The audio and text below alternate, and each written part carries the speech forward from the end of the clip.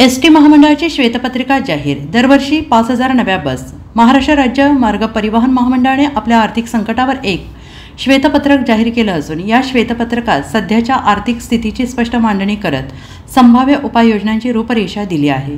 या दस्तऐवजानुसार गेल्या 45 आर्थिक वर्षांपैकी केवळ 8 वर्षांमध्येच महामंडळाने नफा मिळवलेला असून उर्वरित 8 वर्षांमध्ये सातत्यानं तोटा झाला आहे। ही श्वेतपत्रिका सर्वसामान्य नागरिक, शासन, कर्मचाऱ्यांसह इतर भागधारकांना MSRTCची आर्थिक स्थिती पारदर्शकपणे समजावून देण्याच्या हेतूने प्रसिद्ध करण्यात आली आहे। यात आगामी धोरण, निर्णय, खर्च कपात योजना तसेच महसूल वाढ आणि प्रवासी सेवांमध्ये सुधारणा करण्याचे नियोजन नमूद करण्यात आलेलं आहे।